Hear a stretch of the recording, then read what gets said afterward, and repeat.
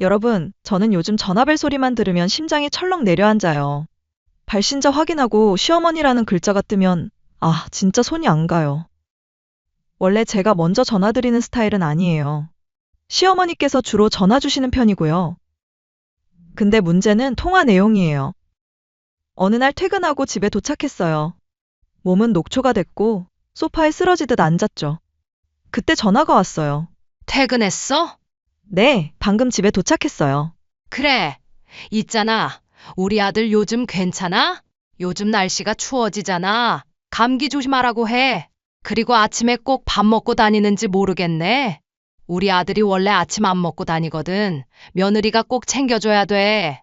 아, 네, 알겠습니다. 그리고 말이야. 지난번에도 말했지만 우리 아들 저녁 늦게까지 일하잖아. 몸 상할까봐 걱정이네. 네가 영양가 있는 거 해줘야 하는데. 10분이 흘렀어요. 시어머니는 계속 남편 걱정, 남편 이야기만 하셨죠. 저는 그저 네, 네 하며 듣고 있었어요. 아, 그리고 지석이 요즘 운동해? 살찌는 것 같던데. 며느리가 같이 운동하면 좋을 텐데. 전 이미 하루 종일 일하고 와서 지쳐 있는데 계속되는 남편 걱정 이야기에 머리가 지끈거렸어요. 그런데 더 큰 문제는 따로 있었어요. 회사 회식 날이었어요. 다들 삼겹살 구워 먹으면서 즐겁게 떠들고 있었죠. 그때 또 전화가 왔어요. 어머님, 죄송한데 지금 모임 중이에요. 아, 그래? 근데 있잖아. 아까 우리 아들한테 전화했는데 안 받더라고. 혹시 어디 있는지 알아? 아니요, 저는 지금 회식 중이에요. 지석 씨는 집에 있을 거예요. 그래? 근데 말이야. 요즘 우리 아들이 나한테 전화를 잘 안 하더라고. 네가 좀 얘기해줘. 엄마한테 가끔은 전화하라고. 동료들은 제가 전화하는 걸 보고 눈치를 보기 시작했어요. 전 밖으로 나가면서 최대한 작은 목소리로 대답했죠. 네, 알겠습니다. 어머님, 그런데 제가 지금 알았어, 알았어. 근데 우리 아들 요즘 스트레스 많이 받는 것 같던데 며느리가 잘 챙겨줘야 돼. 남자들은 말 안 해도 힘든 거 있으면. 결국 그 통화는 15분 동안 이어졌어요. 회식 중인데도 말이에요. 전화 끊고 돌아왔을 때 동료 한 명이 물었어요. 괜찮아? 무슨 급한 일 있어? 급한 일이라고 하기엔 그냥 똑같은 이야기의 반복이었죠. 그 일 이후로 저는 시어머니 전화를 조금씩 피하기 시작했어요. 부재중 전화가 와도 급한 일인지 먼저 문자를 보냈죠. 어머님, 지금 급한 일이신가요? 나중에 다시 연락드릴게요. 그리고 다시 전화 안 드린 적도 많았어요. 처음엔 미안한 마음도 있었어요. 하지만 매번 똑같은 이야기를 반복해서 듣는 게 너무 지쳤거든요. 제 남편 걱정, 또 남편 걱정, 그리고 남편이 저한테 잘해주는지, 제가 남편 잘 챙기는지. 저도 하루 종일 일하고 와서 쉬고 싶은데, 그 시간마저 남편 걱정 이야기로 채워지는 게 버거웠어요. 그렇게 전화를 피하던 게 한두 번, 세 번 쌓여갔죠. 그렇게 전화를 피하던 게 계속되었어요. 제가 그때 임신 막달이었을 거예요. 어느 날 퇴근한 남편 표정이 심상치 않더라고요. 여보, 오늘 우리 엄마한테 전화 왔어. 응? 무슨 일인데? 남편이 한숨을 깊게 쉬었어요. 엄마가 나 보고 집으로 오라고 하시더라고. 갑자기 왜? 그게 당신 때문에 서운하다고. 많이 우셨대. 그 순간 제 머릿속이 하얘졌어요. 엄마가 펑펑 우시면서 그러시더라. 며느리가 자기 전화를 피한다고. 부재중 전화 와도 나중에 연락하겠다고만 하고 안 한다고. 자기가 뭘 그렇게 잘못했냐고. 남편은 조심스럽게 말을 이었어요. 엄마가 당분간 연락 안 하시겠대. 너무 서운하시다고. 저는 어이가 없었어요. 출산 3주 앞둔 며느리한테 이런 얘기를 지금 하시는 거예요? 여보, 근데 나는 곧 애기 낳잖아. 이런 얘기를 지금 해야 돼? 나도 알아. 그래서 엄마한테 지금은 좀 그런 것 같다고. 며느리가 몸도 무겁고 힘들어하니까 출산하고 나서 얘기하자고 했어. 근데 엄마가 너무 서운하셨나 봐. 남편은 제 편을 들어주려고 노력하는 게 보였어요. 하지만 저는 그냥 황당했죠. 알았어. 어머님이 연락 안 하신다고 하셨으면 나도 안 할게. 여보, 미안해. 내가 잘 중재해 볼게. 솔직히 말하면요. 저는 그때 속으로 안도했어요. 아, 이제 전화 안 오겠구나. 임신 말기에 몸도 힘든데 전화 신경 쓸 필요 없다는 게 오히려 편했거든요. 그렇게 3주가 흘렀어요. 정말로 시어머니한테서 연락이 하나도 없었어요. 그리고 드디어 출산일이 왔죠. 진통이 시작됐을 때 남편이 저를 병원에 데려갔어요. 진통이 너무 길어져서 정말 죽는 줄 알았어요. 결국 20시간 만에 아기를 낳았죠. 출산하고 나서 제 동생들이 병문안 왔어요. 동생들이 아기 보면서 한마디씩 했어요. 언니, 근데 시어머님 연락 안 왔어? 응, 없어. 헐. 아무리 그래도 본인 손주 낳는데 먼저 전화 한 통을 안 하셔? 그게 말이 돼? 동생들은 믿을 수 없다는 표정이었어요. 언니가 뭘 잘못했다고 출산할 때까지 연락을 안 해? 아무리 서운해도 그렇지, 이건 좀 아닌 것 같은데? 근데 저는 솔직히 편했어요. 출산하고 나서 너무 아프고 힘들었거든요. 시어머니한테 출산 보고하고 기운 없는 목소리로 통화하는 것보다 그냥 조용히 쉬는 게 훨씬 나았어요. 남편이 어머니한테 출산 소식 전했대요. 시어머니는 그래, 고생했다고 전해줘라고만 하셨다고 하더라고요. 그렇게 저는 산후조리원으로 옮겼어요. 조리원에 도착해서 아기 재우고 드디어 좀 쉴 수 있겠다 싶었죠. 근데 그 평화가 오래가지 못했어요. 산후조리원에서의 평화는 정말 짧았어요. 조리원 온 지 이틀째 되던 날이었어요. 회음부 쪽이 너무 아팠거든요. 진통을 너무 오래 해서 그쪽이 많이 찢어졌나 봐요. 앉아있는 것도 일어서는 것도 너무 힘들었어요. 간호사님이 도넛방석 가져다 주면서 지금이 제일 힘든 시기라고 며칠만 버티시라고 말씀하시더라고요. 저는 침대에 조심스럽게 앉아서 아기한테 수유를 하고 있었어요. 그때 전화벨이 울렸죠. 발신자를 보니 시어머니였어요. 순간 손이 떨렸어요. 출산하고 처음 오는 전화였거든요. 받아야 하나 말아야 하나 고민했지만 결국 받았어요. 여보세요, 어머님. 응, 그래. 목소리가 이상했어요. 한껏 비친 서운함이 가득한 목소리였죠. 고생했어. 네, 감사합니다. 침묵이 흘렀어요. 뭔가 할 말이 있는데 참고 있는 느낌이었죠. 있잖아. 아, 온다. 직감적으로 알았어요. 내가 진짜 서운했어. 며느리가 왜 나한테 전화를 안 하는지 모르겠고, 부재주 중 전화 와도 나중에 연락하겠다고만 하고 연락 안 하잖아. 나한테 무슨 서운한 일이 있었어? 내가 뭘 잘못했길래? 회음부는 찢어지듯 아프고 아기는 품에 안고 있고 저는 그 상태로 시어머니의 서운함을 들어야 했어요. 어머님, 제가 몸이 좀 안 좋아서. 알아. 애 낳고 힘들지. 근데 나도 서운한 건 말해야 되잖아. 며느리가 나를 피하는 것 같아서 얼마나 속상했는지 알아? 저는 눈물이 날 것 같았어요. 지금 제 통증에 대해서는 단 한마디도 안 하시면서 본인 서운한 것만 말씀하시는 거예요. 어머님, 죄송한데 지금 제가 좀 아파서 전화 나중에. 아, 그래. 알았어. 그럼 나중에. 목소리가 더 삐진 것 같았어요. 전화를 끊고 나서 저는 한동안 그대로 앉아 있었어요. 눈물이 나려는 걸 겨우 참았죠. 그런데 그게 끝이 아니었어요. 다음 날 남편한테 전화가 왔더라고요.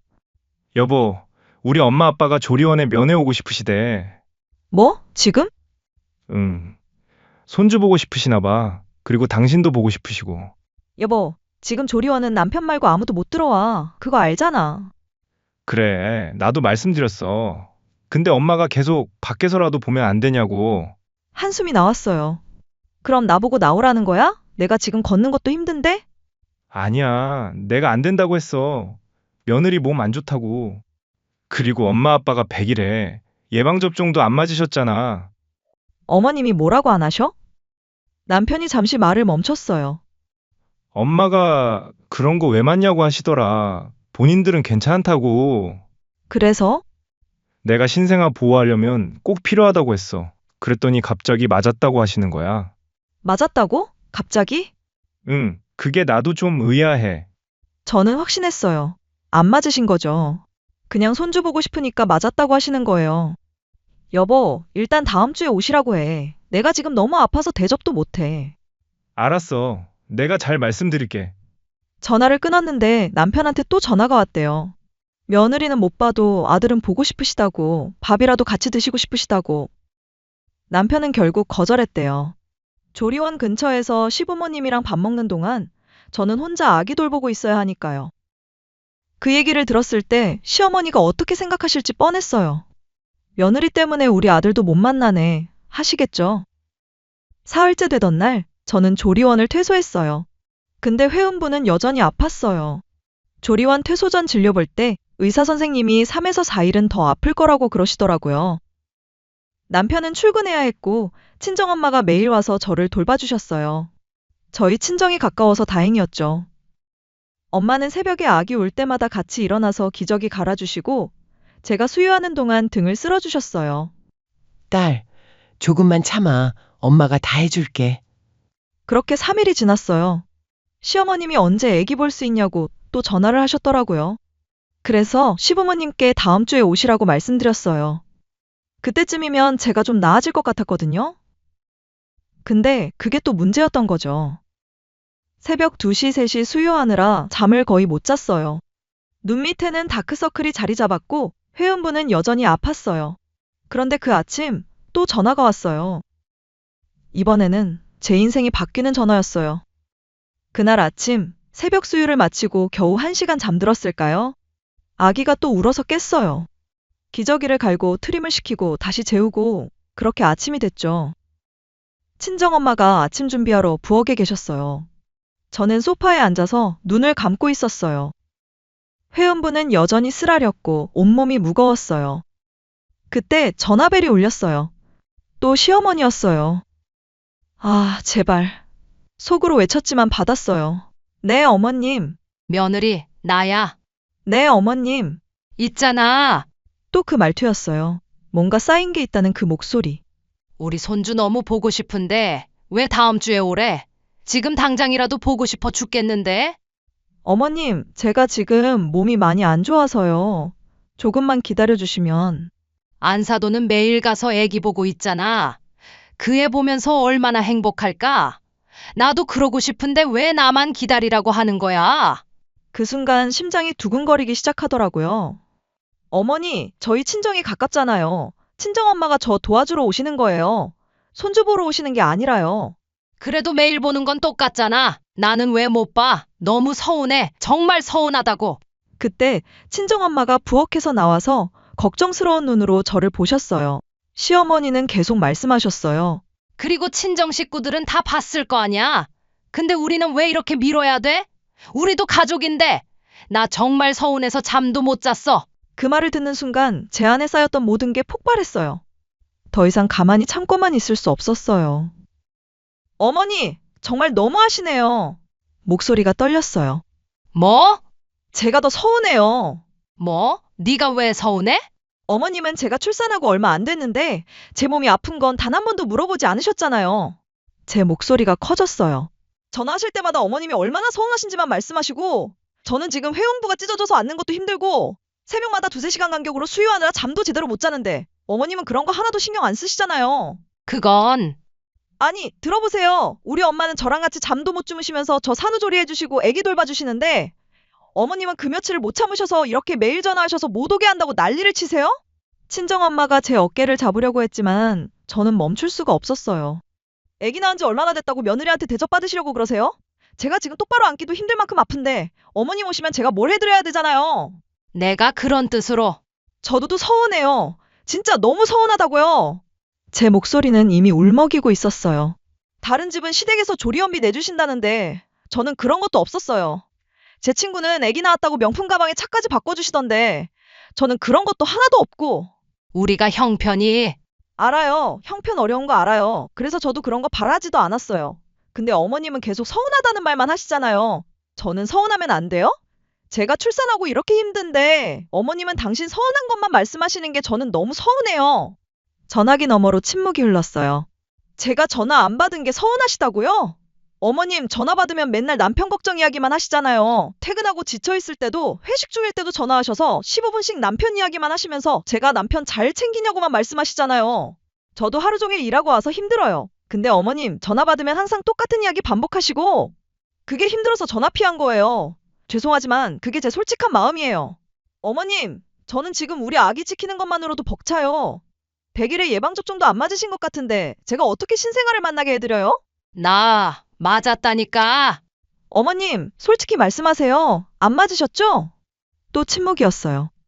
저는 이제 착한 며느리 안 할 거예요. 제 몸이랑 우리 아기 지키는 게 먼저예요. 어머님 기분 맞춰드리는 건 그 다음이라고요. 내가 그렇게까지.